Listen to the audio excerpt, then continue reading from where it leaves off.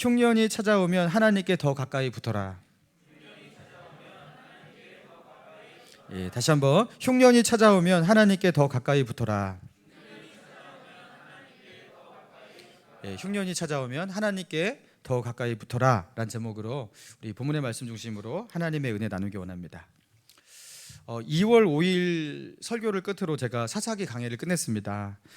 사사기와 같은 시대를 다루고 있는 룻기를 이어서 하는 게 좋겠다 해갖고 사사기와 룻기는 같은 시대적 맥락 속에 있기 때문에 이 사사기를 이미 우리가 보았던 우리들에게 룻기를 이해하는 것이 훨씬 수월할 것으로 생각을 합니다. 자, 그래서 이제 룻기 강해를 통해서 또 이 룻기의 말씀을 통해서 하나님께서 우리에게 주시는 그런 메시지를 듣고 은혜를 받으시는 저와 여러분 되길 바랍니다. 자, 오늘 본문 1절입니다. 자, 1절과 2절 같이 읽습니다. 시작. 사사들이 체리하던 때에 그 땅에 흉년이 드니라. 유다 베들레헴의 한 사람이 그의 아내와 두 아들을 데리고 모압 지방으로 가서 거류하였는데 그 사람의 이름은 엘리멜렉이요 그 아내의 이름은 나오미요 그의 두 아들의 이름은 말론과 기럧이니 에브라 사람들이더라. 그들이 모압 지방에 들어가서 거기 살더니. 자, 언제라고요? 사사들이 치리하던 때. 자, 이거는 우리가 앞에 보았던 사사기의 사사시대라는 겁니다. 여러분, 사사시대를 어떻게 표현할 수 있죠? 영적인 암흑기죠. 왕이 없으므로 자기 소견에 옳은 대로 행하던 시대. 여호와를 나름 섬기고 부르기도 하지만 자기 편한 대로 자기 방식대로 자기의 소견대로 자기 나름대로 하나님을 섬기던 그런 시대. 영적인 지도자들조차도 그런 사사들조차도 율법의 말씀이 무엇인지 하나님의 뜻이 무엇인지를 분별하지 못하여서 백성들을 제대로 인도하지 못하던 그야말로 영적인 출구를 찾을 수 없던 암흑기가 바로 이 사사시대입니다. 자, 그렇게 이스라엘이 지금 이 룻기의 배경이 영적으로 어떤 배경 가운데 어떤 분위기 속에서 일어나는 일인지 파악하라고 사사들이 치리하던 시대라고 그렇게 기록하고 있는 거예요. 영적인 암흑기 속에서 이 일이 벌어졌다 이렇게 말하고 있는 거예요. 자, 그때 그 땅에 무엇이 들었다고요? 그 땅에 흉년이 드니라. 흉년이 들었습니다. 여러분, 흉년이 들어서 먹을 것이 없어요. 이러다가 다 굶어 죽게 생겼어요. 그래서 유다 베들레헴에 사는 한 가정, 엘리멜렉을 가장으로 하는 한 가정이 이사를 계획하게 되는데요. 자신의 나라 안에서 이 동네에서 저 동네로 이사하는 수준이 아니라 이스라엘 그 가나안 땅 밖으로, 그죠? 요단강을 건너 가나안 땅 저 밖으로 모압 나라로 그렇게 이주를 계획하게 됩니다. 이스라엘 사람이 모압 이방의 나라로 그렇게 이사를 한다. 여러분, 좀 불길하죠? 불안하죠? 이거 이렇게 해도 괜찮은가? 여러분, 그런 불안감이 듭니다. 자, 그러나 얼마나 흉년이 깊었으면, 이 흉년으로 인해서 그 위기가 얼마나 심각했으면 이렇게 이스라엘 사람이 모압 땅으로 이주까지 했을까? 정말로 다 죽게 생겨서 그렇게 이주했겠구나 하면서 이해도 가는 거예요. 그래서 이주했겠지. 그래서 여기까지는 큰 문제가 되지 않아 보입니다. 자, 그러나 3절과 4절과 5절 여기를 읽어 나가면서 이게 큰 문제가 된다라는 것을 알게 되는 거예요. 자, 3절 보니까 나오미의 남편 엘리멜렉이 죽고 나오미와 그 두 아들이 남았으며, 자, 그 집의 가장이었던 엘리멜렉이 그 모압 땅으로 이주한 지 얼마 되지 않아서 죽었어요. 여러분, 그런데 제 수명을 다 누리고 죽은 게 아닙니다. 흉년 때문에 먹을 것이 없어서 굶어 죽은 것도 아닙니다. 그랬으면 다른 가족도 또 타격을 받았어야 되는데 그렇지 않았잖아요. 무엇 때문에 죽었는지 정확하게 기록하고 있지 않지만 굶어 죽은 것은 아니에요. 그러니까 어떤 사고를 당했다든가 아니면 그 지방의 풍토병에 그 질병으로 인해 죽었다든가 그렇게 한 거예요. 그래서 엘리멜렉이 살아남고자 그 모압 땅으로 이주를 했는데 거기서, 그죠? 살아남지를 못했어요. 엘리멜렉이 죽었어요. 자, 그래서 안타깝게 나오미는 남편을 그렇게 먼저 보낸 과부가 되었습니다. 자, 그래서 이제 남은 사람은 누구예요? 나오미하고, 아직 두 아들이 결혼 안 했습니까? 나오미하고 두 아들 남은 거예요. 그 두 아들 말론과 기럧, 여러분 나이가 차서 너희 더 이상 기다리지 말고 이제 아버지도 없으니 너희 빨리 장가가라. 아마 그렇게 했을 것 같아요. 자, 그래서 결혼을 하게 되는데요. 4절 보니까 4절 같이 한번 읽어볼까요? 시작. 그들은 모압 여자 중에서 그들의 아내를 맞이하였는데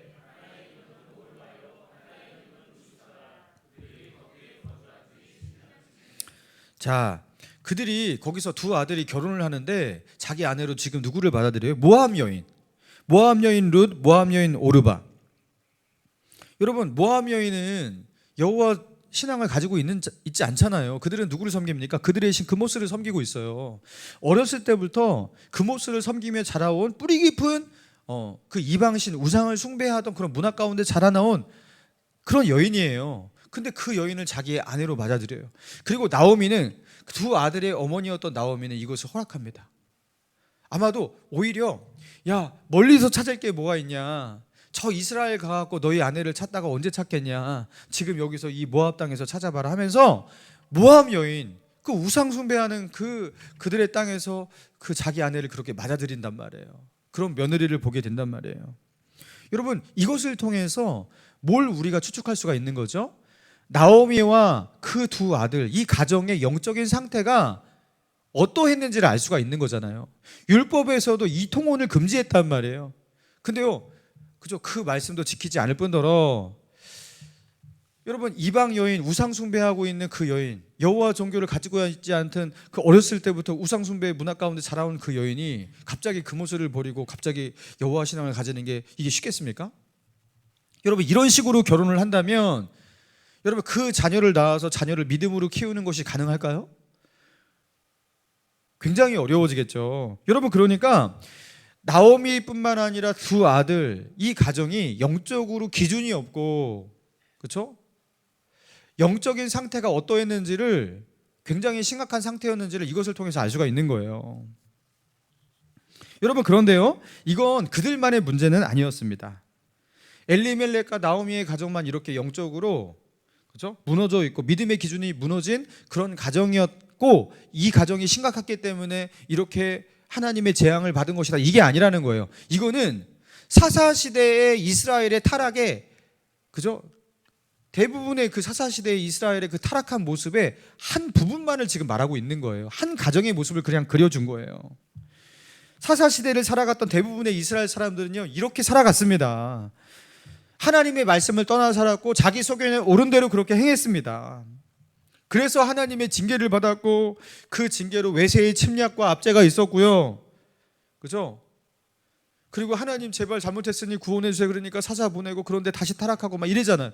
그리고 하나님이 내리시는 저주와 징계로 자연재해를 경험하고, 지금은 어떻게 된 거예요?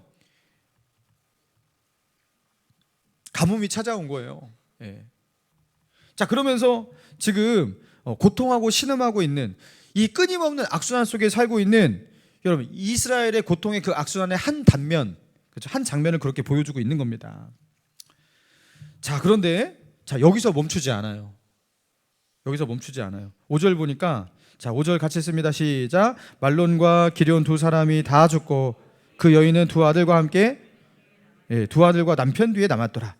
자, 말론과 기럧도 장가 보낸 지 얼마 안 됐어요. 결혼한 지 얼마 안 됐어요. 근데 신혼이에요. 근데 죽었어요. 그래서 그 모압 땅으로 이주한 지 10년 안에 엘리멜렉, 그죠? 그리고 두 아들 다 죽은 겁니다. 여러분, 최악의 상황 아니겠습니까?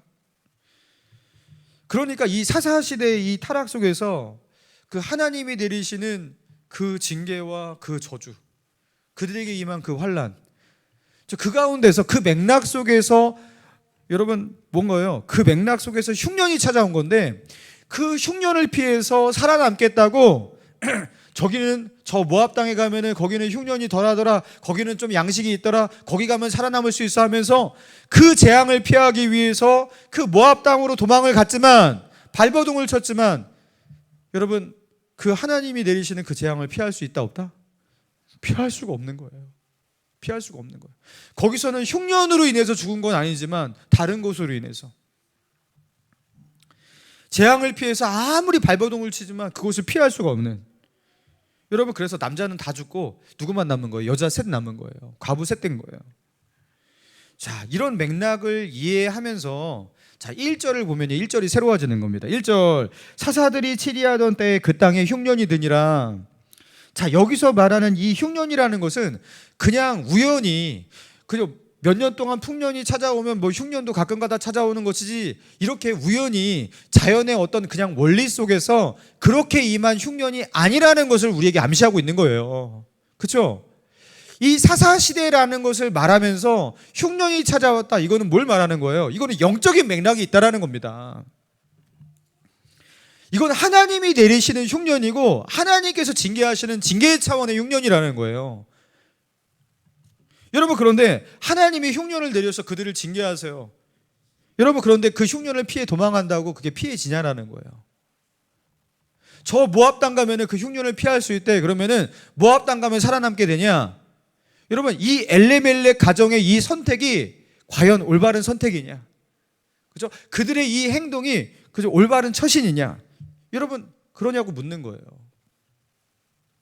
사랑하는 성도 여러분, 그렇다면 흉년을 만난 이스라엘 사람들, 그들이 취해야 할 이 흉년을 맞닥뜨리고 나서 그들이 취해야 할 가장 중요한 행동, 가장 먼저 행해야 할 어떤 선택과 행동은 무엇이었을까? 그들에게 흉년을 주신 그 하나님, 왜 주신 거예요? 망해라고 주신 게 아니잖아요. 그죠? 하나님께로 돌아오라고. 하나님께로 돌아오라고. 그거 하나님의 메시지입니다. 여러분, 하나님께 돌아갔어야 돼요. 그러니까 하나님을 멀리했던 그들이 회개하고 하나님을 가까이 하면서 하나님을 찾아야 되는 거예요. 흉년을 피해서 아무리 도망가도 이곳을 따돌릴 수가 없는 거예요. 자, 그런데 그들은 흉년을 피해서 모압 땅으로 이주를 계획합니다.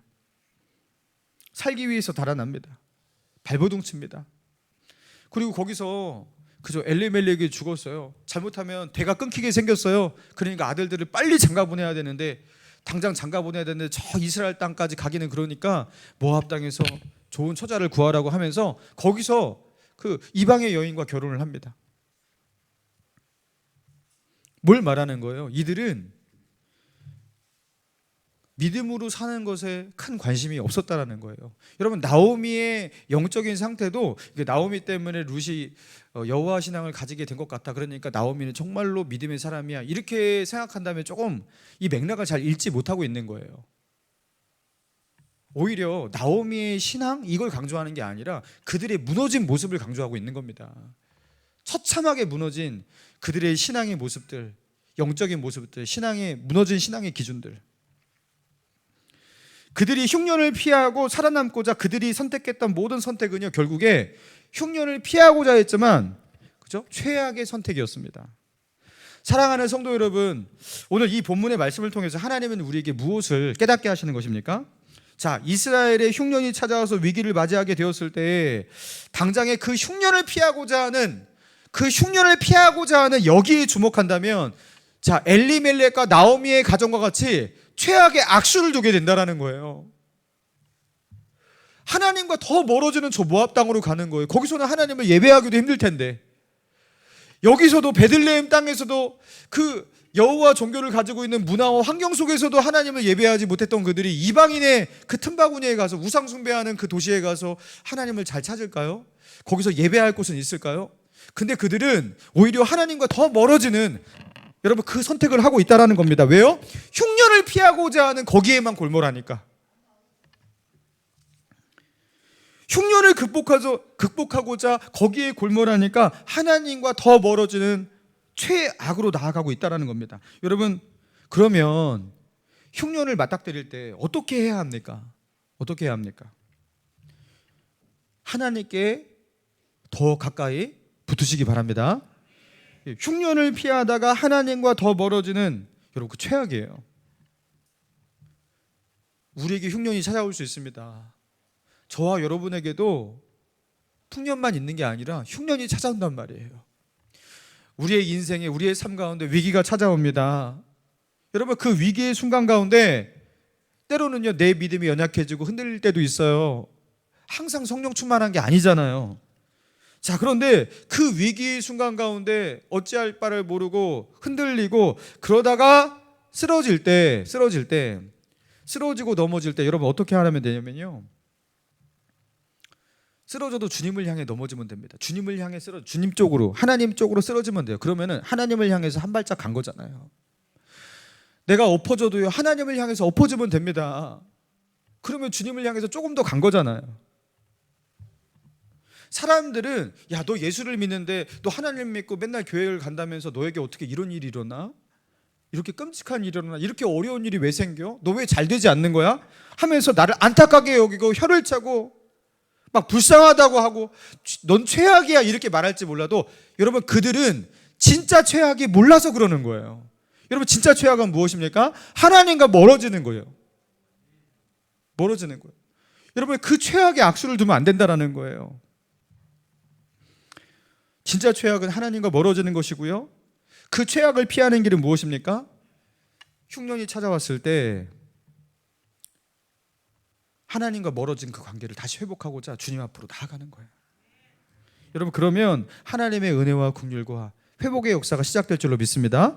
여러분, 야곱을 보시기 바랍니다. 야곱이 자기의 힘으로 어떻게든지 자기의 인생을 축복할 수 있다고 생각했던 야곱, 수단과 방법을 가리지 않고 형 에서의 장자의 명분을 취할 뿐만 아니라 이삭이 그죠?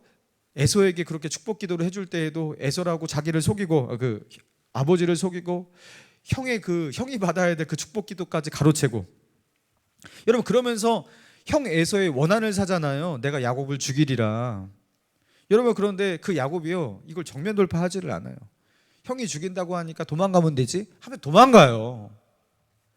위기를 맞이했어요. 그러니까 도망가면 된다는 거예요. 그래서 외삼촌 라반의 집으로 도망가는데, 도망간 외삼촌 라반의 집에서 죽을 고생을 20년 하죠. 외삼촌 라반이 야곱의 그 골수까지 다 빼먹어 버리잖아요. 자기 딸을 담보로 해갖고 7년 막 무료로 그냥 써먹고 자기보다 더한 사람을 만난 겁니다. 자, 그리고 하나님의 긍휼과 은혜로 그런 야곱이지만 거부가 되어서 라반의 집에서 20년 만에 고향으로 돌아오는데, 그죠? 그토록 20년 동안 피했던 그 에서, 여러분, 피할 수 있습니까? 피할 수 없습니다.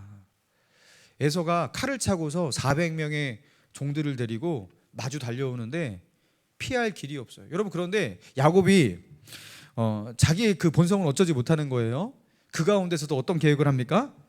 두 때로 나누어서 한 때를 치면 한 때는 도망하리라. 거기서도 도망할 계획을 세워요. 그런데 그 에서가 마주 달려오는 그 속도를 보니까 이건 피할 수 있는 게 아니에요. 피하다가 뒤에서 칼 맞고 죽게 생겼어요. 그러니까 이 야곱이 야복강에서 다 건네 보낸 뒤에 거기서 홀로 남아서 뭐 하죠? 드디어 하나님을 간절히 찾기 시작합니다. 내가 나의 힘으로 나를 축복할 수가 없습니다. 내가 나의 힘으로 나의 인생을 개척할 수가 없습니다. 내가 이 위기를 나의 힘으로 모면할 수가 없습니다. 그러면서 하나님이 보내신 천사를 붙잡고서 뭐 하는 거예요? 당신이 나를 축복하지 않으면 나는 당신을 가게 할 수가 없습니다. 제발 나를 구해달라고, 나를 축복해달라고. 나 부족한 거 안다고, 그러나 당신이 좀 나를 축복하면 되지 않겠냐고 하면서 하나님께 매달린단 말이에요. 피할 데가 없으니까 하나님을 붙잡기 시작했어요. 여러분, 그때 하나님께서 야곱에게 어떻게 하십니까? 어떻게 하십니까? 야곱의 이름을 이스라엘로 바꾸시죠. 여러분, 이름을 바꾼다는 것은 무슨 뜻이에요? 너의 인생이 바뀌었다라는 거예요. 하나님께서 그 이름을 바꾸셨다는 것은 이제부터 너의 인생을 내가 새롭게 한다, 너는 새로워졌다라는 뜻이에요. 하나님께서 야곱을 새롭게 만드십니다. 사랑하는 성도 여러분, 흉년이 찾아왔을 때, 내 인생에 위기가 찾아왔을 때, 여러분, 그때 자꾸 인간적으로 생각하면서 내가 이것을 어떻게 모면하지? 저리로 피하면 됐겠다, 이것보다 저곳이 더 나아, 이 길보다 저 길이 더 나은 것 같아 하면서 우리가요, 여기에 골몰하잖아요. 엘리멜렉과 나오미의 선택을 할 수가 있다는 거예요. 베들레헴의 흉년이 되니까 모압 땅으로 가는 악수를 둘 수가 있다는 거예요. 근데 그 모압 땅으로 가니까 이제는 하나님을 더 안 찾아요. 베들레헴에서도 하나님을 안 찾는 사람이 모압 땅에서 하나님을 찾겠냐고요. 거기서는 이제 하나님을 예배하지도 않아요. 그렇게 1년 살다 보니까 영적으로 완전히 침체해요. 아버지 엘레멜렉이 죽으니까 두려움과 공포가 밀려옵니다. 아들들아 빨리 결혼하는데 불신 결혼합니다. 영적인 분별력을 다 잃어버리고 기준도 다 잃어버렸어요. 그리고 거기서 두 아들도 죽습니다. 여러분, 흉년을 만났을 때 여러분 그때 해야 할 일이 무엇이냐면요, 자, 그냥 찾아오는 게 아니란 말이에요. 전지전능하신 하나님께서 허락하지 않으면 머리털 하나도, 우리의 머리털 하나도 그냥 떨어지는 게 아니고 참새도 그냥 떨어지는 게 아닌데, 그죠? 그 하나님, 나에게 흉년을 허락하신 그 하나님, 여러분 그 하나님께로 가까이 나아가야 되는 거예요. 흉년은 주님께서 우리에게 진짜 축복을 주시기 위해서 하나님께서 위장된 축복으로 우리가 하나님을 안 찾으니까, 하나님께로 나오지 않으니까 야곱을 그렇게 코너로 모르시는 것처럼 하나님을 찾는 자리로 우리를 코너로 모르시는 하나님의 손길일 수가 있다는 거예요. 그거는 어쩌면 하나님의 축복인 거예요. 여러분, 그러니까 하나님을 찾으시기 바랍니다. 여러분, 그런데 목사님, 저도 그 정도는 압니다. 여러분, 이 정도 다 알잖아요, 그죠? 저는 그 정도 압니다. 하나님 찾아야 되는 거 누가 모릅니까? 위기의 순간 가운데 문제를 만났을 때 기도해야 되는 거 다 압니다. 그때 더 열심히 예배드리고 믿음으로 살아야 되는 거 압니다. 근데 그렇게 할 수 있는 힘이 없습니다. 여러분, 이게 우리의 현실 아니겠습니까? 나도 기도하고 싶단 말이에요. 어려운 순간 만나면 나도 그렇게 하나님 앞에 붙들고 막 기도하고 그렇게 하고 싶은데 내 안에 믿음이 그런 믿음도 되지 않. 난 낙심해서 그런 힘이 없어요. 여러분, 그러니까 하나님을 간절히 찾고 뭐 뜨겁게 기도하고 3일 동안 막 금식 기도하면서 뭐 하나님을 붙들고, 여러분 그렇게 하라는 소리가 아닌 거예요. 내 안에 믿음이 그 정도 수준이 안 되는데 어떻게 그렇게 하겠습니까? 여러분, 그러나 내 안에 작은 믿음, 하나님께서 내 안에 남겨두신 불꽃같이 아직 꺼지지 않은 작은 믿음의 그 불씨가 있잖아요.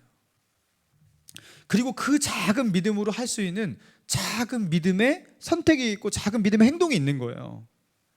3일 반납 금식은 하지 못할지라도 내가 이 작은 믿음으로 내가 하나님을 내가 바라보고 있으니까, 그 하나님을 바라보는 그 소망과 믿음이 조금이라도 있으니까 그 믿음 가지고 할 수 있는 작은 믿음의 행동을 하면 되는 거예요. 그게 무엇입니까?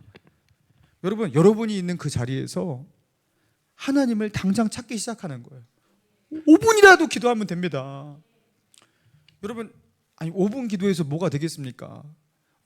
막 금식 기도하고 작정 기도하고 그리고 하나님 앞에 막 결단하면서 헌금도 하고 그러면서 막 그래야지 이 문제를 해결할 수 있지, 뭐 그렇게 해서 되겠습니까? 여러분, 그렇게 시작하는 겁니다.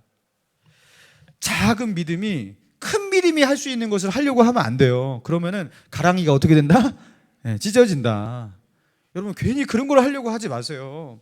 야, 어떤 권사님 보니까 어떤 집사님 보니까 야, 그렇게 위기의 순간 가운데 그렇게 하던데 나는 그렇게 못하니까 나는 글렀네. 여러분, 그렇지 않아요. 그분들도 괜히 그렇게 그냥 그렇게 된 것이 아닙니다. 작은 믿음은 작은 믿음의 행동을 하면 되는 거예요. 나는 성령 충만하지 못해, 영적으로 침체해 있어요. 기도가 한마디도 나오지 않아요. 여러분, 그런데 어떻게 내가 영광스럽게 두 손을 들고 하나님을 찬양하고 노래하겠습니까? 그런 거 할 필요 없다라는 거예요. 그때는 조용한 소리로, 나직한 소리로 나에게 가장 은혜되는 그 찬양, 믿음으로 한번 부르면 되는 거예요. 저는 힘들 때, 어려울 때, 마음이 답답할 때 이 찬양 부르거든요. 약할 때 강함 대신에. 근데 이 찬양 부르면 그 찬양 부르면서 한 번 부르지 않아요. 은혜가 되니까 한 번 또 부르게 돼요. 이거를 어쩔 때는 20번, 30번 부를 때가 있어요. 근데 처음에는 찬양 부를 힘도 없어서 겨우 불렀다가, 여러분 이 찬양 끝날 때는요, 갑자기 내 안에 있는 그 작은 믿음 있잖아요. 작은 불씨가 확 일어나요. 여러분, 내 믿음으로 할 수 있는 그 작은 믿음으로 그 초라한 그 불씨같이 남아있는 그 믿음으로 할 수 있는 작은 선택과 결단을 가지고 나아갈 때, 여러분 하나님이 여러분에게 은혜를 주시기 때문에 그 작은 믿음으로 계속 있는 게 아니라는 거예요. 여러분, 하나님께서 찾아오실 줄로 믿습니다. 여러분, 하나님께서 은혜를 주시는 거예요. 여러분, 그래서 작은 불꽃같이 꺼질랑 말랑하는 그 작은 믿음, 여러분 그것 가지고서, 그죠? 나 이 믿음으로 아무것도 할 수 없을 것 같아. 나 기도도 안 나와. 기도 안 나온다고 기도를 안 하시는 게 가장 바보 같은 짓이에요. 보통 기도가 안 나올 때 가장 기도가 절실할 때이고요. 그때는 하나님께서 하나님을 향해 쳐다만 봐도 하나님께서 들으시거든요. 그걸 귀하게 보시거든요. 근데 그걸 안 하시는 거예요. 여러분, 내가 너무나 낙심해 있고 침체되어 있고 마음이 어려운데 하나님께서 와갖고 뭐 너 통성으로 막 부르짖어 기도해라, 이거 하나님 요구하지 않으십니다. 하나님도 그거 아세요. 그때는 그냥 하나님을 바라보기만 해도 돼요. 기도가 안 나오시면 와서 그냥 앉아있기만 해도 돼요. 하나님이 어떤 분인데. 하나님은 은혜를 주십니다. 제가 20대 때 그 군대 제대하고 나서 한식집에서 한 1년 정도 배달을 할 때였는데요. 돈을 많이 그냥 알바로 그냥 많이 벌어야지 제가 학비를 댈 수 있을 것 같아서 그 좀 고단한 알바를 했던 거예요. 그 아침 9시면 이제 거기 가갖고요. 아침에 그릇을 수거하고 그 점심 때 죽어라 배달을 하고 그 오후가 되면 또 그릇 수거하고 저녁 때 배달을 하고 그러면 한 그 9시에 이제 집을 떠나 그 거기서 퇴근을 하면 집에 오면 10시예요. 그러면 너무나 힘들어 갖고 몸이 녹초가 돼 갖고 자요. 그러니까 아침에 딱 일어나면 9시예요. 그러면 다시 또 출근해야 돼요. 이거를 계속해서 반복하는 거예요.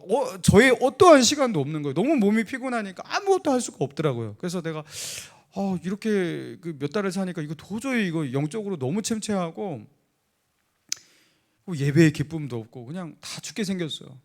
목사가 되려고 그 선교사가 되겠다고 막 그렇게 하나님 앞에 계획을 가지고 하던 사람인데 목사가 뭐 선교사는커녕 이게 신앙도 잃어버리게 생겼어요. 이게 침체해갖고 내가 이렇게 살면 안 되겠다. 내가 이렇게 하면 안 되지. 그래갖고 제가 계획을 세웠어요. 결단을 했어요. 새벽 기도를 내가 가겠다. 내일부터 내가 몸이 그냥 완전 축나고 내가 쓰러지는 한이 있도록 내가 새벽 기도 가서 기도해야겠다. 대단하지 않습니까?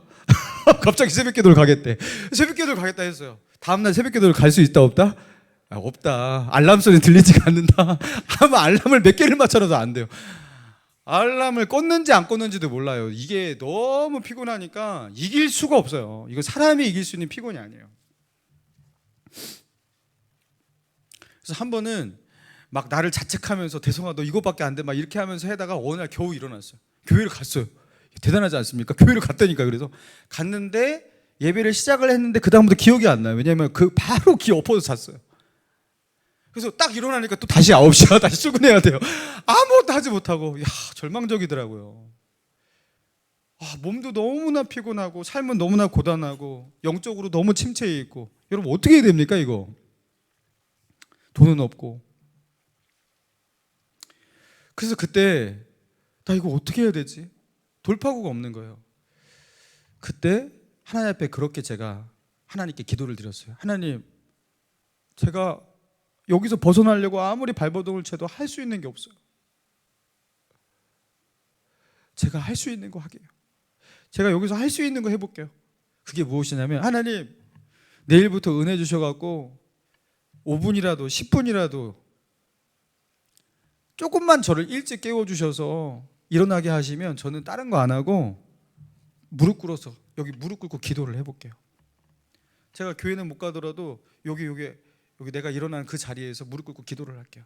하면서 그 다음 날부터 제가 1분이라도 기도를 해보자.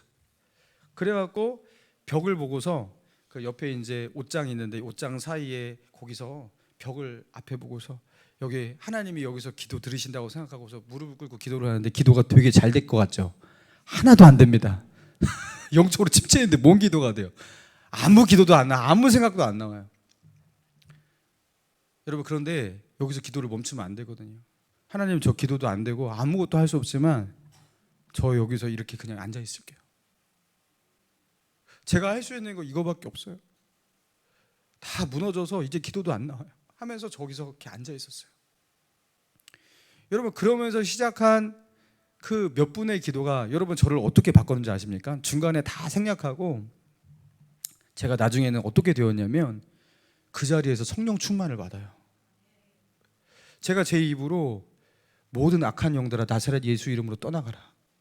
이 집안 가운데 또 나의 육체 가운데 틈타고 있는 모든 나를 억누르고 있는 악한 영들아 나사렛 예수 이름으로 물러가라 하면서 막 선포하며 기도하며 영적 전쟁을 하고 제가 영적으로 완전히 회복이 되는데 여러분 영적으로 회복이 되니까 그때부터 육체가 예전같이 그렇게 막 축 처지고 피곤하지가 않더라고요. 그러면서 이제 삶의 리듬을 찾을 수가 있었어요. 여러분, 내가 할 수 없는 나의 지금의 상태 속에서, 나의 믿음의 상태 속에서 할 수 없는 것을 계획하지 마시고 할 수 있는 것을 하나씩 하시면 되겠습니다. 여러분, 그러면 하나님의 은혜를 주시는 거예요. 예.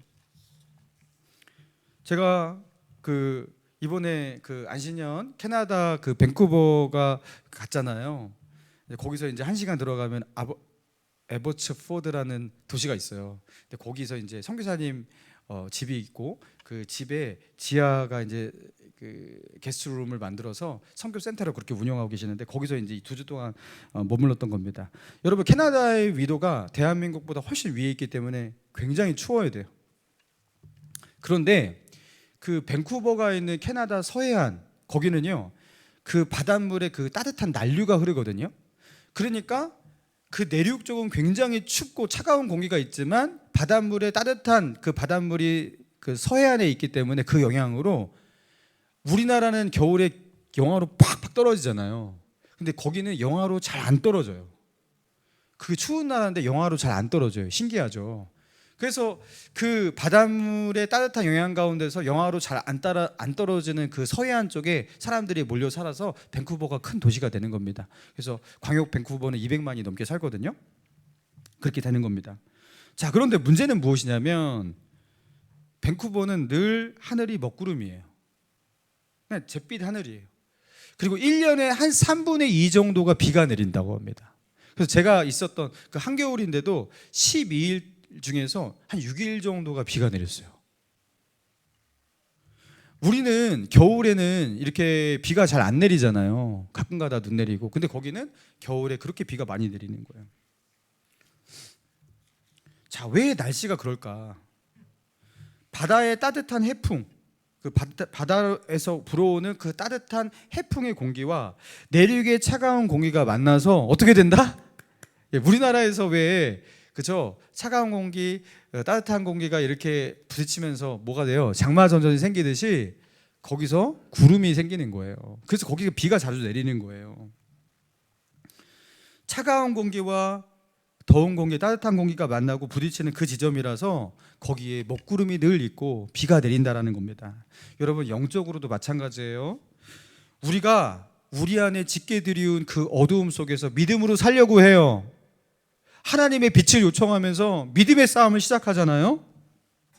그러면 갑자기 어두움은 확 없어지고 빛이 비추고 찬란한 태양빛으로 가득한 삶을 살게 되느냐? 여러분, 그렇지 않다라는 겁니다. 내가 지금 주님을 부르고 기도하고 있으니까 은혜가 막 폭포수같이 임하고 회복되고 그렇게 되냐? 갑자기 삶이 막 바꿔지냐? 여러분, 그렇지 않다라는 거예요. 오히려 차가운 공기를 몰아내는 따뜻한 공기가 불어올 때 여러분, 거기서 뭐가 낀다고요? 먹구름이 끼고 하늘은 잿빛 하늘이 된다라는 겁니다. 빛과 어둠이 충돌하면서 거기는요, 이제는 어둠은 완전히 없어지고 빛의 세계가 되는 것이 아니라 잿빛의 하늘이 된다라는 겁니다.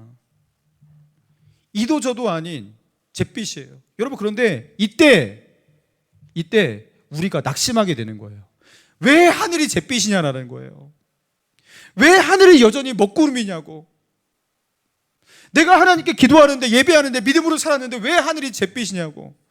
왜 하나님의 찬란한 빛이 비춰주지 않고 하나님이 왜 오셔서 나를 와락 안아주지 않냐고. 왜 어정쩡하게 나를 이 지경으로 놔두냐고. 왜 내 상황은 변하지 않냐고. 여러분, 우리가 그렇게 낙심의 말을 하게 되는 거예요. 여러분, 그러나 잿빛은 빛이 없는 게 아니라는 거예요. 빛과 어두움이 충돌하는 장면이 잿빛입니다. 지금 구름에 가려서 찬란한 태양빛이 위에서 비치는데요, 그 구름 사이로 조금씩 그죠? 그 구름의 수증기 사이로 조금씩 빛이 스며드니까 어두움도 아니고 빛도 아니고 잿빛이 되는 거예요. 여러분, 그러나 여러분, 비행기 타고서 쫙 고도로 올라가면, 구름을 뚫고 올라가면 구름 위에는 찬란한 빛이 비추고 있잖아요. 주님의 빛이 우리에게 안 비추는 것이 아닙니다. 지금 영적인 싸움 중에 있는 거예요. 여러분, 그런데 그 시간을 믿음으로 버티지 못하고 낙심하고 잿빛 하늘 보다가 낙심하고 믿음으로 더 나아가지 못하는 그런 우리의 모습이 있다라는 겁니다. 이번에 제가 갔던 이상열 선교사님, 인디언 캐나다 원주민 사역을 하시는 거예요. 이분의 이야기를 들었는데 한 10년 정도 이제 사역을 하셨어요. 그 10년의 세월 동안 그 선교사로 사역하면서 내적 갈등과 고민이 굉장히 많았다고 합니다. 내가 이렇게 계속 사역하는 것이 맞는가? 이게 열매가 쉬 보이지 않는데 이 사람 중에서 단 한 사람도 예수를 믿겠다고 하는 사람이 없는 이 열매 없는 이 사역의 현장 속에서 내가 계속 있어야 되는가? 여러분, 이 원주민 사역을 이해하려면 조금 공부를 하셔야 되는데 원주민들이 일단 백인을 너무 싫어합니다. 왜냐하면 자신들을 침략하고 자기의 땅을 빼앗고 자기의 아들, 딸들 잡아 죽이고, 여러분 이런 사람들이 백인이에요. 침략자예요. 그런데 이제 완전히 자기 땅을 지배해갖고 자기들을 원주민 보호구로 몰아내놓고 자신들이 모든 것들을 차지하고 있는 욕심쟁이 탐욕의 사람들이 백인이에요. 그렇지만 이제 그 원주민들을 보호한다고 원주민 보호구역을 만들었지만 여러분 그 보호구역이 진짜 보호구역이 아니에요. 원주민이 만약 그 보호구역 밖으로 나가 산다면 원주민에 대한 모든 지원을 다 끊어버립니다. 보호구역 안에 살아야 돼요. 자기네들끼리 어떠한 산업시설도 없고, 그렇죠? 일할 일터도 없고 일거리도 없고, 그리고 사회와 어울릴 수 없는 원주민만 살고 있는 아무것도 없는 그 황량한 지역에서 보호구역을 만들어 놓고 거기서 살아야 되는 거예요. 거기서 밖으로 나오면 뭐 지원을 끊어버려요. 그러니까 그 지원금을 받아야지 당장에 사니까 그들이 거기서 머물러 살고요. 그냥 정부해주는 그 일정의 보조금을 가지고서 술 마시고 마약하고 삶이 황폐해지고 가정 무너지고 자살하고 죽고, 여러분 이런 악순환을 살고 있는 거예요. 그러니까 그 원주민 그 탄압과 말살의 정책이, 그죠?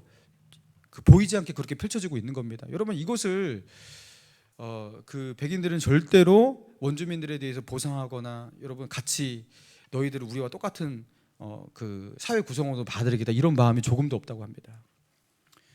자, 그런데 그 백인들이, 그죠? 그 땅으로 들어올 때 뭘 가지고 들어오냐면 십자가를 들고 복음을 가지고 선교, 너희들에게 복음을 전해서 너희를 구원하겠다, 선교하는 그런 선교하겠다라는 맥락 속에서 기독교 복음을 가지고 정복하면서 들어왔대요.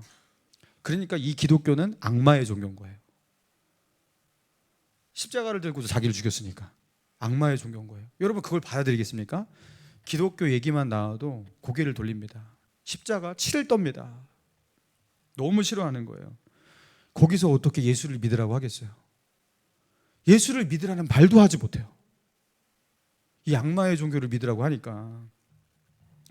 백인이 기독교를 전하면 그거는 정말로 못 믿고, 그나마 그것과 관련 없는 아시아에서 온, 그렇죠? 심리학자가 아닌 그들이 오니까 생긴 것도 약간 비슷하기도 하고 그렇게 하니까 거부하진 않아요. 근데 복음을 전할 수가 없어요. 그래서 어떻게 하냐면 친구가 되기로 하고서 10년 동안 밤이나 낮이나 가갖고 같이 놀고 보살펴주고 도와주고, 그렇죠? 같이 카누 타고 이렇게 하면서 친구가 되기로 한 거예요. 10년 동안 그들 곁에 머물러 주니까요 조금 마음을 열었대요. 너 우리의 친구 맞아. 그래갖고 최근에 기적이 일어났는데, 어떤 기적이 일어나냐면 나와 함께 성경 공부를 하지 않겠냐고 3명 정도가 성경 공부를 하겠다고 반응했다고 합니다. 여러분 이게 기적이래요. 이게 지금 이 성경 공부를 하겠다고 반응한 이적이 10년 만에 제가 지금 안신년 가기 한 달 전 요 정도에 일어난 최근의 열매라고 합니다. 그래서 아까 제가 이제 원주민 두고 기도했잖아요. 그거 절대로 할 수 없는 일이거든요. 근데 그 이상열 선교사님이 그들과 친구가 돼서 너의 친구라면 받아들인다 하면서 목사가 기도해 주는데 그걸 받았던 거예요. 제가 이 사역의 현장을 보면서 그런 생각을 했습니다. 야, 선교사 진짜 아무나 못하는 거구나. 어떻게 이 세월을 기다리면서 이들 곁에서 이들의 마음을 열릴 때까지 그렇게 기다리면서 계속해서 이 열매가 보이지 않는 이 사역을 어떻게 인내하면서 할 수가 있겠는가. 여러분 아무나 못하는 거예요. 근데 제가요 이번에 이 캐나다 원주민들 이 사역을 보면서 찬란한 빛이 아니에요. 하나님께서 그 원주민들을 회심시키시고 막 교회로 인도하게 하시고 뭐 그들의 입술로 하나님을 막 찬양하고, 여러분 그런 찬란한 빛을 본 게 아닙니다. 여전히 그들 가운데는, 그렇죠? 어두움이 있어요. 그들은 하나님을 모르고 예수님을 몰라요. 그러나 성경 공부를 해보자 하고자 하는 마음을 가졌다라는 거. 여러분 이거 잿빛 아닙니까? 하나님의 빛이 조금 비추기 시작한 거 아니겠습니까? 주님의 은혜가 조금씩 스며들기 시작한 거예요. 여러분 믿음이란 무엇이냐면 믿음의 사람은 잿빛 속에서 하나님의 찬란한 태양빛이 역사하고 있는 것을 보고 있는 사람이에요. 이 잿빛 하늘을 보지만 이것도 빛이야. 하나님이 비추지 않으면 그냥 까매야 되는데 그게 그 까만 하늘 속에서 뭐가 비치는 거예요? 살며시 빛이 비춰지는 것. 여러분 그게 잿빛 하늘이잖아요. 먹구름 속에서 빛이 그렇게 싸우고 있는 것, 그 뒤에서 빛이 그렇게 비추고 있는 것을 느낄 수 있는 사람. 여러분 이게 믿음입니다. 사랑하는 성도 여러분, 여러분의 마음이, 여러분의 인생이 잿빛이어도 괜찮습니다. 할렐루야. 하나님의 은혜가 있어서 잿빛인 거예요. 하나님의 은혜가 없으면요 그냥 어두움이에요. 그냥 황폐함이고, 하나님의 은혜가 있으니까 그나마 먹구름인 거예요. 하나님의 은혜와 긍휼이 있으니까 그죠? 잿빛 하늘인 거예요. 여러분 그러니까 낙심하지 마시기 바랍니다. 지금 내가 당한 이 위기와 이 문제와 이 환난 속에서 낙심하지 마세요.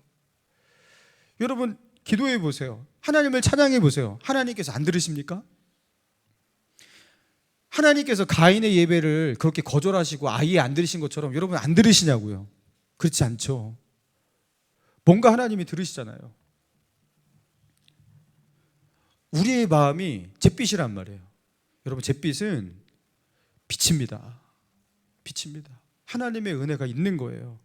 여러분 그 잿빛 하늘 속에서 살더라도 여러분 빛을 향해서 더 걸어가시기 바랍니다. 내게 있는 믿음이 아주 작고 연약하더라도 그 믿음을 가지고 한 걸음 더 걸어가시면 되는 거예요. 그러면 서서히 하나님의 은혜의 빛이, 그 찬란한 빛이 우리의 마음 가운데, 우리의 삶 가운데 그렇게 비추게 될 줄로 믿습니다. 그렇게 살아갈 수 있는 저와 여러분 되시기를 주님의 이름으로 축원합니다.